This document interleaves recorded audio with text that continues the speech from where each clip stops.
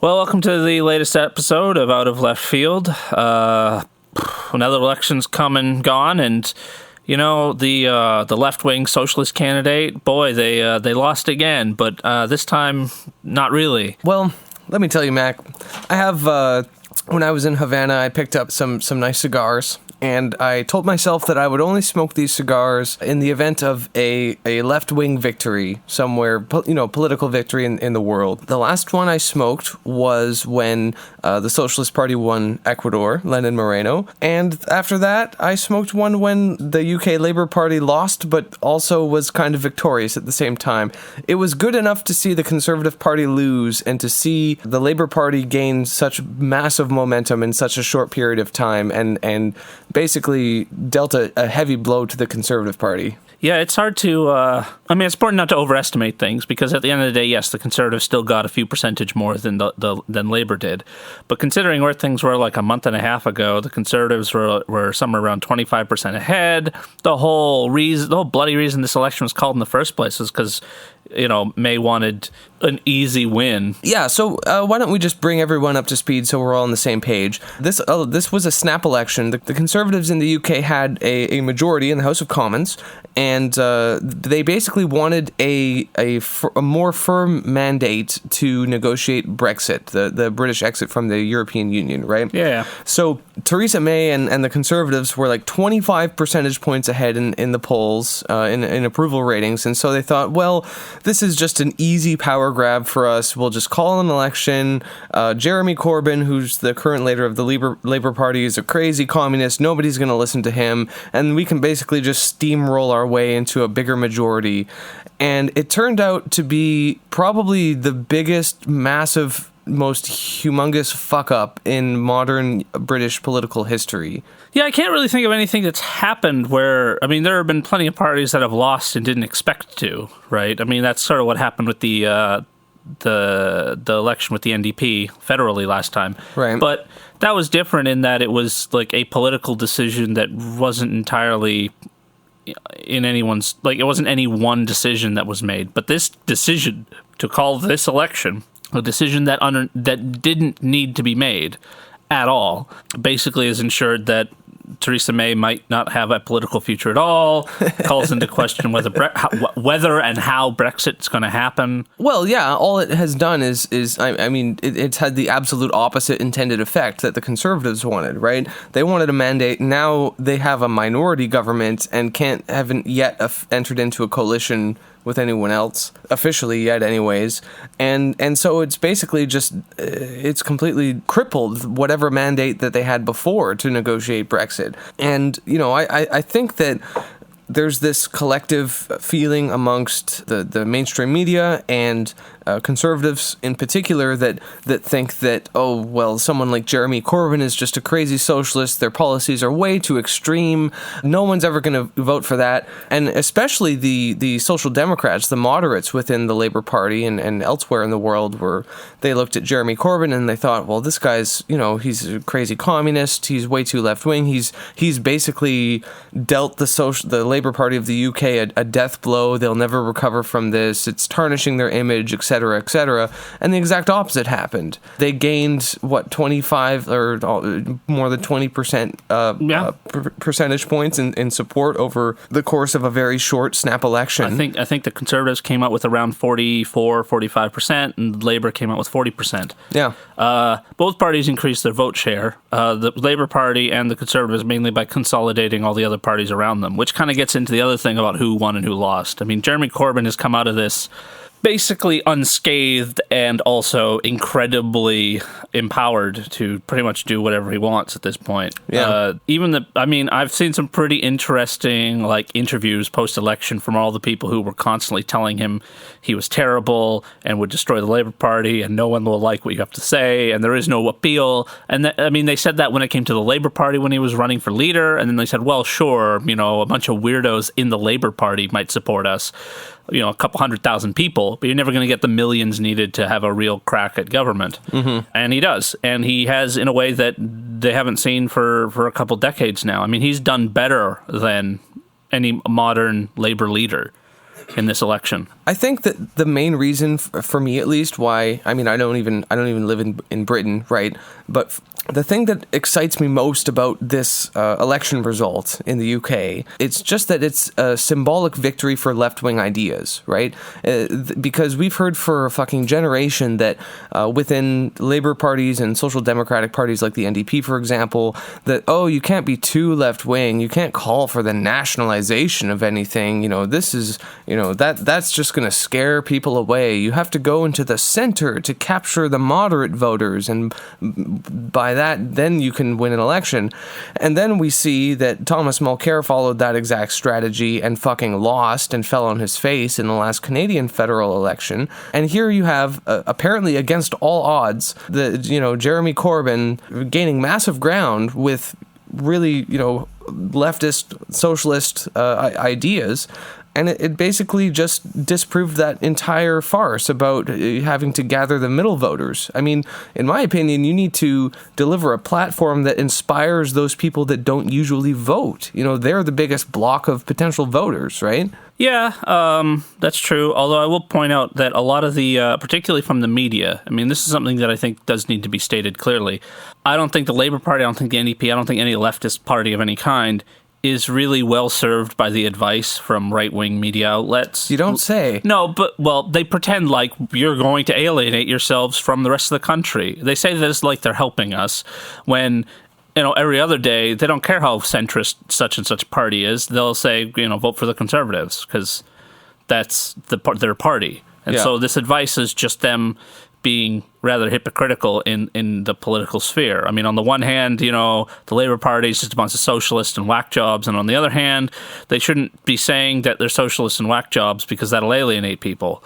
So it doesn't really, you can't win with them. But the good news is you don't need to win with the fucking media. No. They don't. They were completely wrong about this, and not just like, well, look at the numbers or whatever. They did not believe that manifesto was going to help Corbyn at all. Well, it's funny you should bring that up because shortly after the Labour manifesto was leaked, in a way that seemed to be intentionally scandalous but turned out not to be a scandal at all, the Daily Mail in the UK issued the following headline. Just for reference, the manifesto had things like nationalization, free public tuition, etc. And Daily Mail says, Corbyn's Fantasyland after a day of calamity when he even ran over a BBC man's foot, how his class war manifesto would cost every family £4,000. There was a comedic parody meme. Yes, there was a comedic parody meme made of this Daily Mail headline, which said, Corbyn's Fantasyland, 3-day weekend for jam making. Foxes encouraged to hunt Tories. War replaced with free everything. Blairites forced to, quote, get in the sea, unquote. Rich people's stuff, quote, will give it away at bingo, unquote.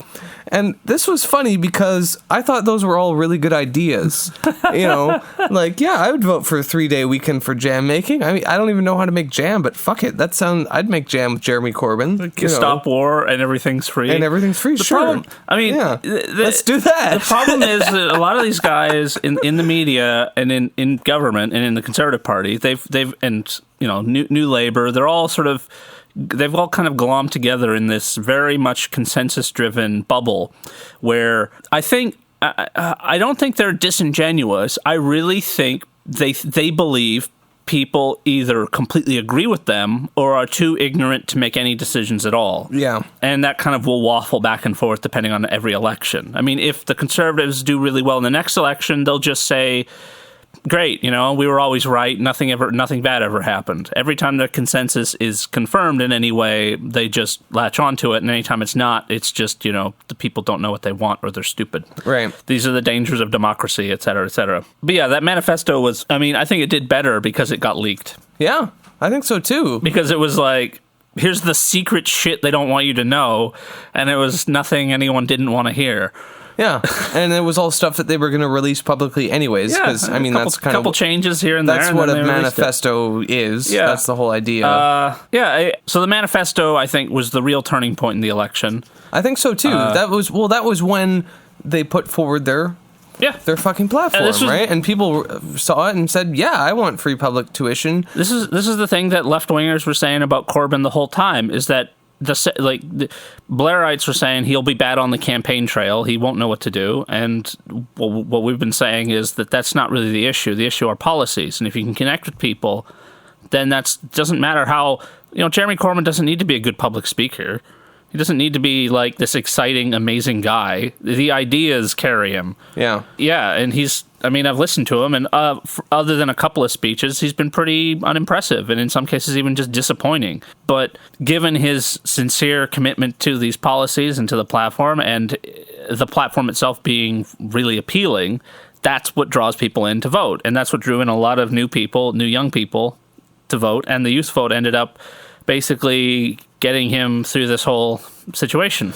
Yeah, well, we're entering a period now, slowly but surely, where the baby boomers are losing their clout. The gray hairs, for lack of a better term, are the ones with the Conservative Party support, right? They're the ones carrying the Conservative Party through into even a minority government in this case. Yeah. And so I think that, the more that usually conservatives, and this is true in most countries, that the lower voter turnout that you have, this tends to benefit conservative parties because older people are the ones that vote more often. Young people don't vote as much.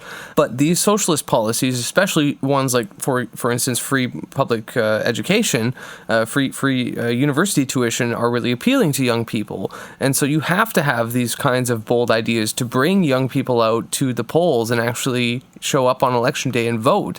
And that's exactly what Jeremy Corbyn managed to do, in spite of him being a boring old man who's also a vegetarian, for fuck's sake. I really like the guy, but, let's be honest here, right? I would fucking vote for him in a second. But, yeah, he's like old school socialist, not the best public speaker necessarily, not an inspiring figure. But then again, I remember this Economist article. This was before the election was called, but the Economist made this graphic of him that looked like Stalinist propaganda, of him waving a communist flag with the iconic sort of cartoonish stencil-y look. And I was like, fuck yeah, that's awesome. I like this, but not ironically. If the Economist hadn't made it, and I didn't know it was a tongue-in-cheek gesture. Whatever, we'll steal what we need. Sure, yeah. Reappropriate the memes. Yeah.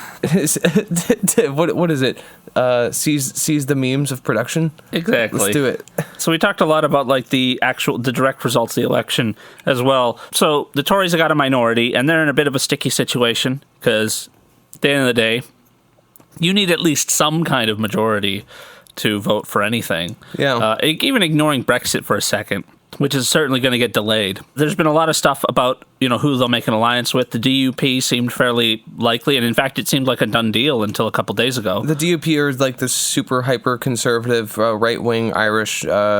Unionist Party. Yeah, they're one of them. They're the ones that came out fairly well. Northern Ireland's a sort of interesting parallel with the rest of the country. The most left-wing of the major parties and the most right-wing of the major parties both did really well in Northern Ireland, and the DUP got a few seats, Sinn Féin got a few more. Of course, with them, they're not going to fucking be taking any of them. But whatever, fine. It's not surprising. It's not a change in policy or anything. It's not new. It would just be really nice if Sinn Féin would just show up and vote for Corbyn. Or just say something different, not just whatever, we're just going to do the same thing again. It's these are special circumstances, Yeah. Special, unique, interesting times. Anyway, so yeah, the DUP looked like it was a good choice, but I don't know, they seem to still be in negotiations, or maybe not. The Lib Dems got burned the last time they helped a Tory minority out, and they also are really against Brexit. Well, yeah, they were they propped up the David Cameron government and then got blamed for all of the shitty things that happened when he was Prime Minister. Yeah, but they're also really in favor of staying in the European Union, and the Conservative Party's official position right now, Theresa May's position, is we're going to leave. And in fact, she's stated it as, a no deal is better than a bad deal, which means, if we don't come to an agreement with the EU on how to break apart, we will simply just break apart and come what may. That sounds like an awful policy. Well, it's one that will ensure a Brexit occurs, and I think what she was trying to do is she was trying to be strong on that point and be like, and if she had gotten a majority, it would have made a fairly strong negotiating position. You know, I can go to the European Union and I can promise them whatever particular law I want passed on Brexit will get passed by a Tory majority.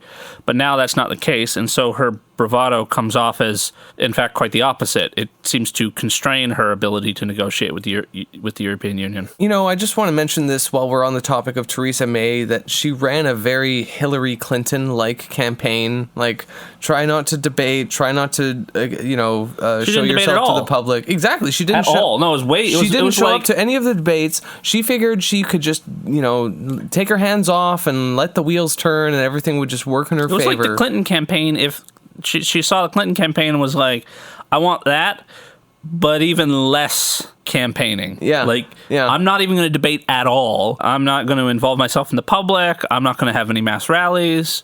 I mean, you can say because she wouldn't have gotten them, which is fair, yeah. It's fair in some places, but I mean, her party still got more votes. So I assume there's somewhere she could have gone if she wanted to have a mass rally. She could have gotten one, but that wasn't the issue. She wanted to just do press conferences and spend her time in Brussels. Yeah, and, I have to say my favorite part of the whole campaign, the whole election, was that moment when Theresa May, instead of showing up to a debate, decides to host a live Facebook discussion with her fans and whatever. Yeah. And fucking Jeremy Corbyn himself calls in. The man himself. The commentator on the news is like, "Oh, I have a question from Jeremy Corbyn here. You have decided to shun debate and hide from any, open confrontation with your." Anyway, I thought that was a fucking massive win right there. I thought it was hilarious how her one argument for why she wasn't going to take part in debates was that it was a waste of time. Like, it was just showmanship, a sideshow, a circus, or whatever. Now, on the one hand, that's ridiculous. I mean, it's silly for someone to say when they themselves have already taken part in debates in other elections and at other times. Right. Like, it just seems like such a bad argument. And secondly, they're not. I mean, if they're any good, they're not. The whole point is you're presenting arguments, you're presenting ideas to the public, and you're arguing over them with your opponents. That's the best case scenario for a debate. It's not about convincing. You're not gonna go. Jeremy Corbyn isn't gonna go to the debate and convince the leader of the Conservative Party that his positions are the better ones. That's not what debates do. They're just for comparing and contrasting and making arguments and maybe sort of pointing out flaws in someone else's reasoning that they didn't see and hopefully the public sees. That's it. That's all it is. The problem for Theresa May is that she didn't have good ideas to debate. Yeah. She didn't have anything to present. All she had was showmanship. All she had was just the glitz of just debating, talking points, paraphrasing. I mean, she could get up on that stage and say that Jeremy Corbyn is a radical socialist who is a danger to Britain. And A, that's what people have been reading in the papers for months, so who cares? And B, people don't really care anyway. It's like, yeah, all right, fine. You're the Conservative Party. Of course you'd say that. You've got nothing useful to say. Let me reiterate the Hillary Clinton style campaign here. Like, no actual policies or substance, but basically just image and, showmanship, basically. Well, they're trying to do the same thing to Jeremy Corbyn that they did to Donald Trump. And Trump barely squeaked into power. Right? Yeah. But it worked even worse on Jeremy Corbyn, because when you say things like that, all it takes for someone to disagree with that sort of... Basically, all they were saying was, he's awful. Yeah. They were saying he's a bad person. They're saying he's got a shady past. And here's a bunch of weird examples. Cheerleader for the IRA, yeah, etc. all that sort of stuff. Terrorist sympathizer. Here's this horrible things Jeremy Corbyn used to do, or used to be. On the one hand, I don't think people cared. I mean, or believed it, really. Like, it just didn't stick, right? And it didn't stick to Trump either, because in both cases, it is not a good way to argue or debate people. It doesn't work in changing people's minds. And that's something that Trump did do, and something that Jeremy Corbyn has done fantastically, is actually try to get to change people's minds. Yeah. Saying things that are different and interesting. I think much better in the case of Jeremy Corbyn, and why I think that 40% that he got now is just a starting point, is that he actually has ideas that connect with people and are much more effective at getting results. Just a few days now after the election, Labour support is at 45%, and the Conservatives are at 39%. Had only the election been called for a week, later, we'd probably have a majority Labour government right now. Maybe. And we might actually have another one within the next few months, because this government might fall at any fucking moment, actually. Well, yes, but that sort of calls into question the whole what the current character of the Labour Party really is. Because I mentioned at the beginning that, Blairism is dead or got bashed in the head, but... Yeah, is Blairism dead? I mean... Because all the Blairites were, saying that, Jeremy Corbyn's a disaster. He's an awful. They were saying exactly the same shit as the media was about Jeremy Corbyn, and now they've been basically proven completely fucking wrong. Some of them have recanted. Owen Smith probably being the most important one, I guess. He ran against or wanted to run against Jeremy Corbyn during the last when the Parliamentary Labour Party went against him following Brexit, right? He ran against him. Angela Eagle, I think, has stated that she was wrong too, but I'm not entirely... That wasn't quite as direct. But Owen Smith, at least, was like, I was completely wrong. Jeremy Corbyn's great. He runs great campaigns. He connects with people. I didn't believe he would, but he did. But at the same time, a lot of these guys are basically saying, like, I was wrong, but I was still right to do it.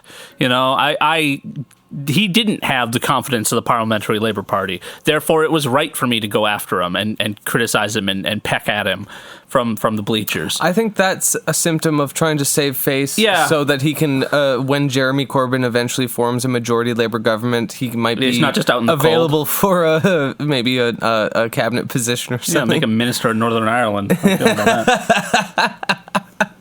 Anyway, I guess what all I'm saying is, like, a lot of those people are still there. Some of them even won in this election, too. Yeah. The 30 or some people that he increased the seats by weren't all Jeremy Corbyn supporters. Some of them were Blairites. Some of them were anti-Corbyn people. I don't think Blairism is dead, but I do think it's really interesting how it just keeps losing.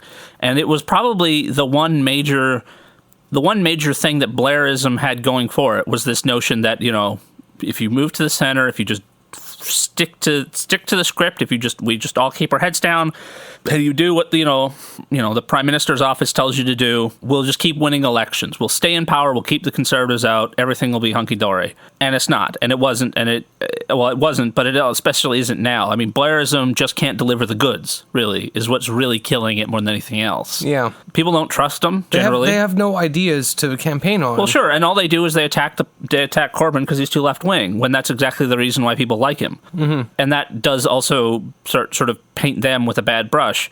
The only problem, though, as far as this goes, I mean, in time, Blairism can just die a natural death, essentially.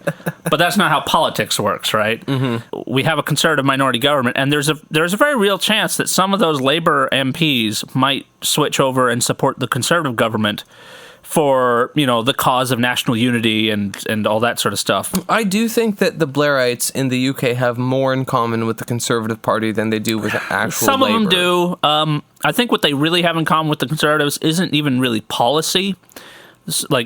I think most of the Blairites are more left-wing than most of the Conservatives, but I think what really brings them together is this illusion in the national cause. Like, if we just do what's right for Britain, that is elevated above the issues of class, and therefore they can find common cause really easily, even with people who are way more right-wing than them. Right. Like, well, of course I'm a socialist, but that's really just not in the cards. And what Britain needs right now is a good way of getting out of the European Union. So why don't we work with these guys? Because that's what the British workers need right now. They need a strong, stable government, and Labour can provide that by splitting off and going and joining the Conservatives. Well, that's going to be the mentality. Yeah, well, the Blairites and the Conservatives, they're unified insofar as they both want to keep the machine running as is, Well, that's it. It's not... And I think that's sort of that's centrism. It's not that the Blairites are as right-wing as the Conservatives. Yeah. It's that they just have a very, very different understanding of what politics is even for. Yeah. What their party's even for. Well, yeah, I mean, someone on the left like Corbyn is going to say, well, the Blairites and the Conservatives, or let's focus on the Blairites, they're all about, well, we just need to win the election, we need to deliver or say policies that the majority of people will vote for, we can't be too extreme, we have to go to the center to capture all the moderate voters. It's an election machine, much in the same way that the NDP has been operating in Canada for, a generation now. When in fact, on the other hand, Jeremy Corbyn is like, no, actually people need to be involved in politics. They need to be mobilized. They need to be, personally invigorated by this. Like politics is a force that can change, is a force in the world that can change people's lives, right? I think that people like Corbyn believe in that, the spirit of active changing of society, of people getting involved, and I just think that the Blairites and even the Conservatives are completely blind to that, where politics is for winning elections and everything happens in Parliament. Like someone like Corbyn can recognize that actually things happen on the streets too. Things happen at rallies. You have to get people out there and motivated and deliver ideas that inspire people, and that's the real difference. It's in a way it's a fundamental difference of how they view politics. Yeah, and then like you said, like what it's for. Well, so we talked about. I think we kind of agree on what the Blairist idea of politics is, right? What it's for. And I think it's important that we sort of talk about what is Corbyn's strategy? What does he think he's doing here? Because, plenty of people, and particularly on the left, have ascribed to him all kinds of radically different objectives. That he's just this old man who's just been in politics for a long time, and this is just his last shot for political a political legacy. He's secretly a communist, and he's just like manipulating the political system in order to achieve a socialist revolution in Britain. He's a sincere social democrat who has accidentally and unwantedly found himself having to do this job he doesn't want to do at all. He just loves being in the limelight. Like there's all these different possibilities here. And I'm just interested, what do you think? I mean, you don't need to psychoanalyze him, but I guess what is the strategy here for Corbyn? Because he's done so many different things that, in many cases, don't seem to work together. I think he's genuine. Corbyn seems to be like in my opinion, he's not in it for any sort of fame or limelight. I mean, that kind of person would probably toe the Blairite line of trying to appeal to the most people, in a narrow political sense. But Jeremy Corbyn, I think he's actually committed to these ideas. I think that's like you said, that's his appeal, that he believes in this shit, and that he, he might not be the best public speaker in the world, and he might not be the best politician, he might not have the most charisma, but he's got good fucking ideas, and he's committed to them, and he believes in them. And I think that he's a true, I guess maybe for lack of a better term, torchbearer of the socialist cause. I think that he, I don't know to what extent he helped write that Labour manifesto, but I assume he had, some hand in it. And, that manifesto was not written by an opportunist. That manifesto was not written by someone that just wants to be, appeal to the most people in a narrow political election sense. I think that the Labour manifesto, to me, while not a, truly socialist, it's not a plan for a socialist democratically operated economy or anything like that, but it's probably the most left-wing document that we've seen a mainstream political party in, the Western world put forward in recent history. So I think that I can't imagine anything else being the case other than the fact that, he's a genuine socialist dude that just wanted to share his ideas and make people's lives better.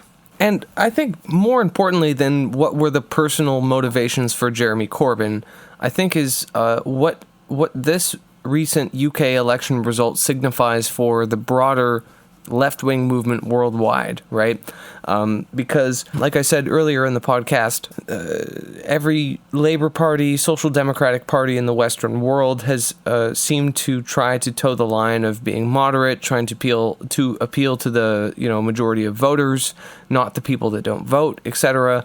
And a left-wing campaign that uses the ideas of nationalization and free public education and real strong left-wing demands was seen as untenable, was seen as impossible, was seen as too extreme. And we have not one, but two examples in recent memory, Jeremy Corbyn and Bernie Sanders in the United States, who both ran campaigns that were way to the left of what was considered the acceptable norms, right? And were wildly successful in both cases. Of course, the obvious difference being that Bernie Sanders was not able to win the nomination for the Democratic Party, but I guess Corbyn wasn't able to form government. But nevertheless, we saw massive surges in excitement, in interest, particularly in both cases amongst young people that were energized by these campaigns, which is significant for a lot of reasons, but not least of which that young people are usually characterized as being disinterested in politics. They don't vote as much. They don't pay attention to this shit as much as, older people do, and so on and so on. But in these cases, Bernie Sanders and Jeremy Corbyn gave young people a reason to come out to the polls and a reason to be inspired and engaged in politics in a way that nobody else seems to have been able to do so far in my lifetime. And I think that's a really significant and amazing result of this, right? Of both examples, where these two cases prove wrong the consensus of modern social democratic parties of moderation. We are living in some would say late stage capitalism. Capitalism is decaying, it's devolving, people are living under austerity, there are cuts to social programs, and people want a solution, they want an alternative. And I think the older people that tend to vote conservative and etc., people fear change in general, and that's fine. But younger people are looking at the future and thinking like, I'm not going to have as good of a life as my parents had. That's the first time in 100 years that you could say this. That young people think that they're going to live a life that is, they're not going to be able to afford a house. A lot of people our age don't even want to think about having kids because they are so burdened with student debt and whatnot, that these more radical ideas are themselves what is going to inspire the new generation of voters and the new generation of activists and change makers, I guess. No, I get you. Yeah. You see what I'm saying? Yeah. No, I understand. I don't think Jeremy Corbyn, it is often put this way that the voter, the electorate or whatever is just this placid, calm sea, and then politicians come and wreck shit up and create an interest. Right? Almost like creating a brand, essentially. Yeah. No one is born loving Coca-Cola or Pepsi. You have to make people want to have those things. And oftentimes politics is treated the same way, as a branding thing. But I think that, as you said, instead it is something that in many ways you are born into, but also just live through without any real connection with politics. People will always end up coming up with political conclusions. Depending on a variety of circumstances, those conclusions can be all over the map, but quite often, and ideally, with a political party and with someone like Jeremy Corbyn, all of those different experiences and ideas can be galvanized and see themselves in a political party or a movement or something. That's why I think people ended up joining the Labour Party and are still joining it, for Christ's sakes. I mean, it's got a fucking 800,000 members now. Almost, they're on shot for 1 million. Well, sure, why not? I mean, why not, right? What's to stop that from happening at this point? Yeah, and I think that to contrast with here in Canada, where we don't yet have a definitively left-wing movement occurring in this country, we have a lot of people working in in non-governmental organizations, NGOs, in doing activism and that kind of thing, because there's not really a mainstream political party or movement that they can put their energies into. If there was, if for instance, the NDP in this country was taking a more left-wing position, then those people that right now find their time most valuable working in NGOs and activism could actually put their efforts into a mainstream political movement that itself met their demands, would be all the more powerful. I think that like here we see sort of a surge in Green Party support, especially amongst young people. We saw this in the recent election in BC, and we see this maybe to a lesser degree federally. I think young people are, maybe not so much in the UK, but here certainly, are identifying with the Green Party because the NDP, this traditional Social Democratic Party, hasn't really kept pace with the interests of young people and the changes that people want, right? Yeah. And so I think that this kind of left-wing platform, the putting forward of demands and ideas that definitively, tax the rich, tax the upper income brackets, and distribute that to the working classes so that everyone can benefit, like Corbyn said, for the many, not the few. That's what's going to get people interested. That's what I want to see, a national movement that has demands and policies that can change people's lives for the better, that can get young people involved, people that don't vote involved.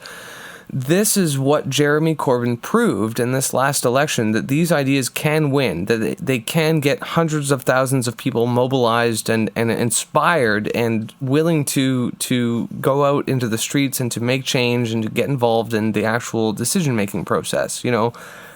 Social democratic, center-left ideas inspire nobody in this day and age, I could just sit here and say I'm a socialist and you should be too, and I will, but that's really not all. That's never been good enough. What Jeremy Corbyn's shown, in a way that no small little organization or individual can show, is that these ideas actually have a real interest behind them. Like, people actually want what he's offering. They're not convinced by it. They haven't been bought off. They're not tricked. There's no real technique to it, really. It's just politics and policy and ideas. And then just the constant footwork of just getting people interested in it. Join the party, debate these ideas, blah, blah, blah, blah, blah.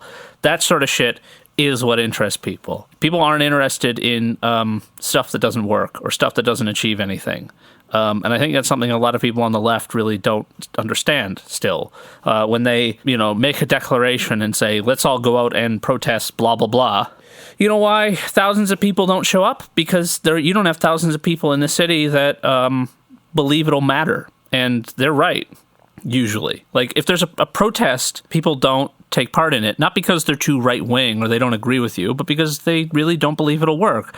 And it's only in something like the Labour Party where you get that amazing sort of convergence of those ideas and the real potential that this matters, that this actually, joining the Labour Party matters in a way that joining any other sort of organization doesn't in Britain right now. You don't get 800,000 people wasting their time on purpose. Yeah. Well, I'll just give them $5. Fuck it. It doesn't really matter. That kind of attitude you can get from the activist layer really easily. Whatever. It's an hour. I'll show up at the protest, make a sign, make a bunch of noise, and then go home. Regular people don't do that. Yeah. And they don't do that for good reason, because it is actually usually a waste of time.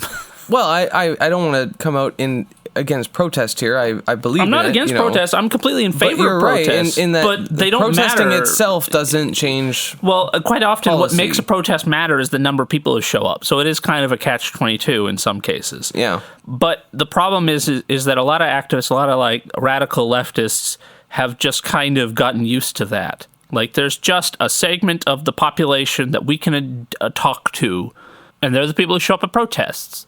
The problem is those people do not represent the average person in the country, the average working class person in the country, in the city, wherever we're talking about.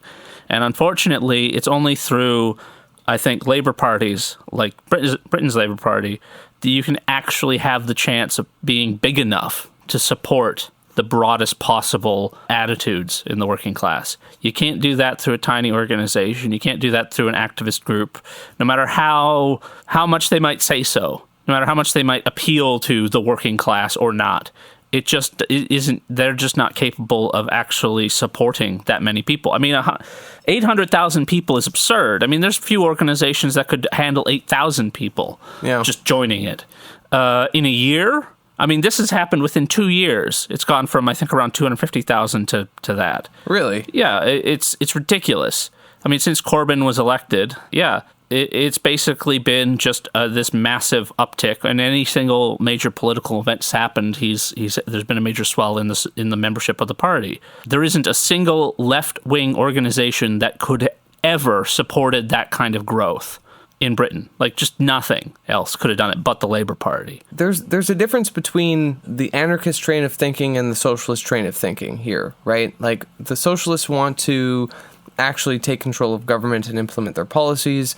And in many cases, the anarchists and activists, I'm putting them for convenience just in one group here, sure. are happy with just making symbolic protests and demonstrating that they're doing their part in the world, and that's sort of good enough, right?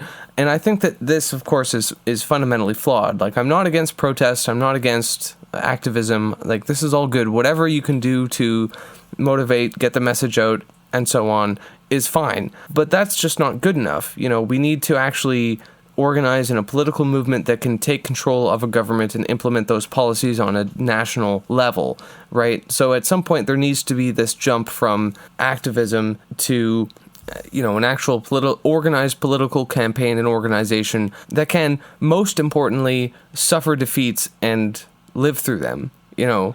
Yeah. That's what's important, because you have to weather the storm. You can't just build an organization for one particular event or one particular cause. Like Occupy, right? Precisely like Occupy. They grew and grew and grew until they didn't. Until they just died.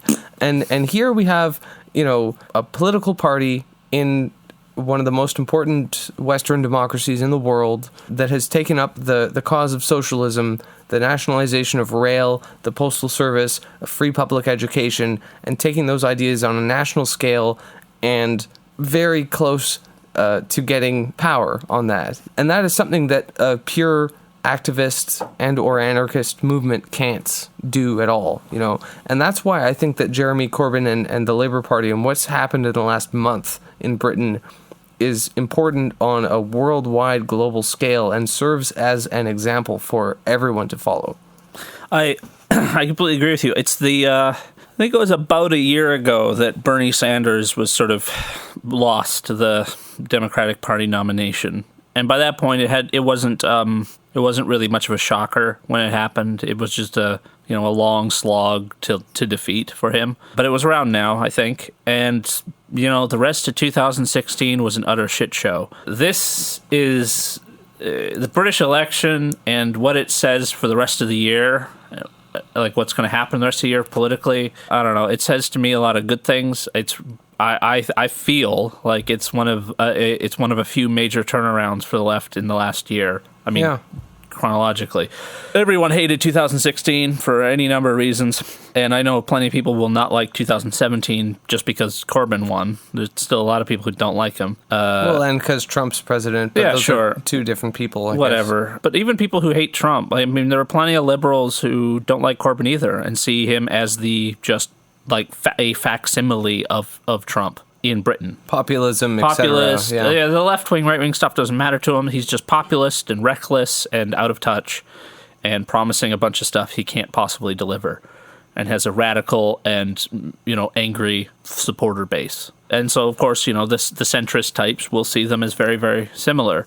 And I expect that kind of rhetoric will continue on throughout, well, probably indefinitely. Until they're done away with entirely, they will make that argument. But Jeremy Corbyn lost the election, but I think he won a major victory in the election. Yeah, he won while losing. Yeah, it doesn't matter. Like you said, if the real test isn't like when everything's going great and people are just joining you for no good reason. It's when you lose. What happens when you lose? Well, that's still a problem. And to be fair to Jeremy Corbyn, we still haven't yet really seen that yet. I think there are going to be plenty of curves in the road going forward. for him and for the British Labour Party and for socialism in general. But he has really just turned things around inside of a couple of years in a country that was, more right-wing than Canada or the rest of Europe or whatever.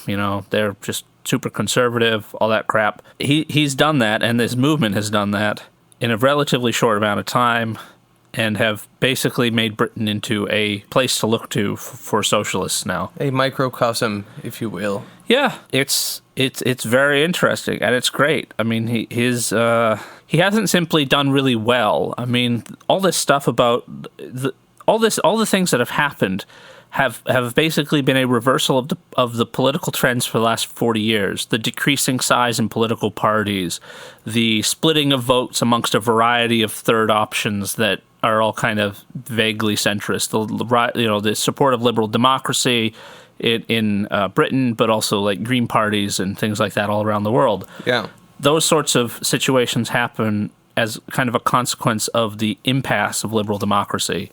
The traditional argument is for socialists was that, you have the Socialist or Workers' Party and you have whatever the Capitalist Party is, and they're sort of fighting with each other and gaining support until the socialists win. That was our sort of attitude towards the whole thing. When? Back in the day, like way long ago, 100 years ago. Okay. That was the argument for the Labour Party, actually. We'll just keep getting more votes. And that was what was happening until the 1950s, right? And we've now seen a return to that attitude, that idea, that the Labour Party is for the workers, the Conservative Party is for the billionaires. And that's it. That which side you want to be on in that fight is up to you and up to whatever you think is better. But Corbyn has really changed the whole discourse of British politics on that basis. I think this is a necessary evolution, though, because I think that Jeremy Corbyn's recent electoral victory/defeat, whatever you want to call it, sort of signifies a new era in socialist left-wing politics around the world. Because most social democratic left-leaning parties, even liberal parties around the world, in the post-war boom, have been able to make capitalism work good enough for working people, right? In the 60s and 70s, you had strong labor unions, and you had, even Pierre Trudeau was able to put forward a lot of policies that were really pro-worker and had a strong social safety net and whatnot. And so for that period, you could have left-leaning social democrat but pro-capitalist parties that do good things for people. But now we're in a period where capitalism is in crisis, and the traditional liberal and Keynesian economic policies just aren't sufficient to benefit people anymore. Well, they don't want to implement them. And they don't even want to do those. Yeah. And so just to sum up my point, that Jeremy Corbyn is sort of, I think he's ushering in a new politics for left-wing parties around the world. He proved that you don't have to just pander to the middle to get votes. You can put forward radical and bold ideas and garner a shitload of support on them. Yeah, he did, and he has. It's really, I think it is a new day after this election for left-wing politics around the world. And it is interesting that while it's in many ways a return to form for the British Labour Party of the 1970s or 50s or whatever, on the other side of the fence, the capitalists are still just as bereft of options as they ever were. Austerity is still going to be all that they can offer. The period of Keynesianism and all that, I think, is done as far as they're concerned. And so while you could do Keynesianism in the 50s and 60s and 70s in order to cut across left-wing radicalism, there isn't really that option anymore. Oh, but they're also proposing internet surveillance and shit, so... Well, so what? They have plenty of great ideas. People hate that shit, too. The problem, what I'm saying is like they don't really have anything to offer anyone other than just threats, essentially. Yeah. Jeremy Corbyn will be a disaster. That's it. That's their best argument. And so maybe, on that basis, Theresa May was completely right. What's the point of debating him? There's nothing to debate. I already stated everything there is to state about him. He's awful. Done. It'd be a waste of your and my time. So what do you think?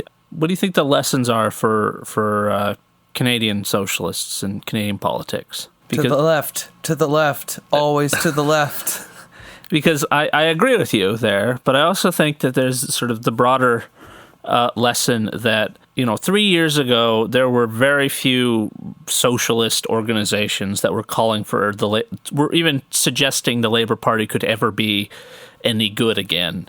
Yeah. And now in Britain, I'm actually kind of hard pressed to find one that isn't supporting the Labour Party right now. As it stands, I think it's beholden to us all to understand what political parties are actually for and what they're capable of doing that a group of activists or a tiny organization can't do.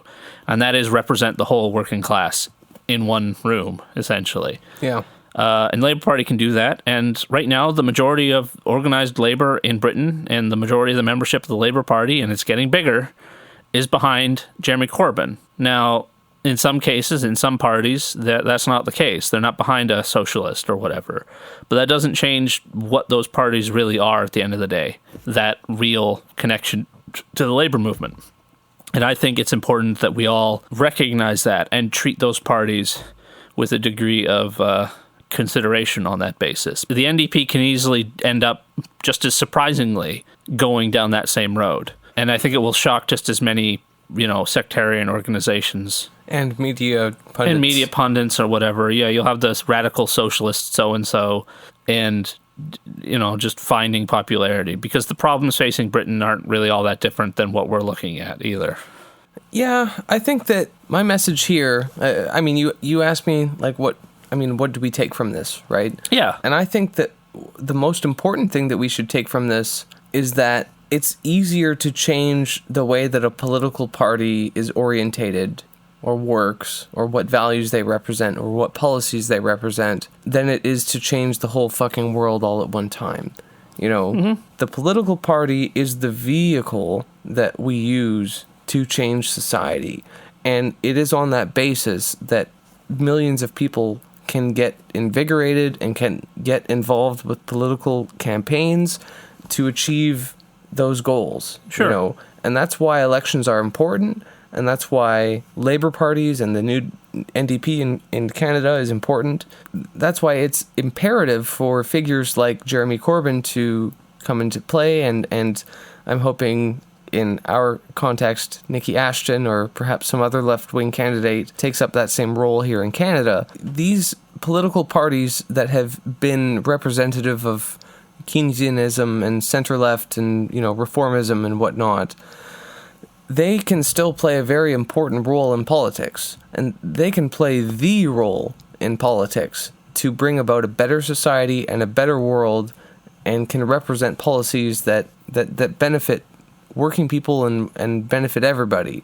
These political parties that many people on the left, activists and whatever, have lambasted as being too boring or too bureaucratic or whatever, those very institutions are what historically represents the working class and still can, with a little bit of effort and some, enthusiasm and a political figure, Nikki Ashton, to represent them going forward, Yeah, sometimes it's accidents. Sometimes, Jeremy Corbyn even running at all for leader of the Labour Party was such a super accident. It was just one bad decision by one Blairite. It was never an intention for Jeremy Corbyn to run when he first ran for leader, but because the candidates that were offered were so all right-wing that it was seen as kind of a gimme to the left-wing portion of the party to have Jeremy Corbyn run as leader.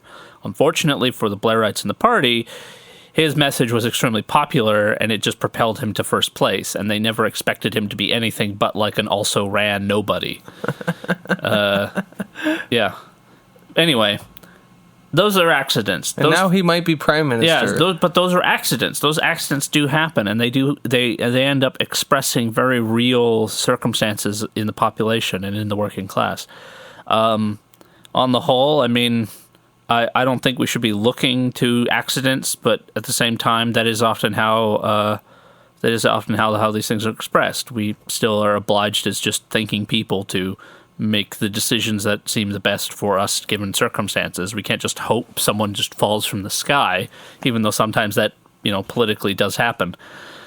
But he is the leader now of the Labour Party, an invigorated, renewed Labour Party, a politically motivated mass Labour Party. And it is it's the 100th anniversary of the Russian Revolution this year. Seen lots of meetings about it, events related to it, articles written about it, blah, blah, blah. But I can't think of any better commemoration of it than a mass political party that's heading towards 1 million members. I can't think of any better, commemoration of the Russian Revolution than just the living labor movement.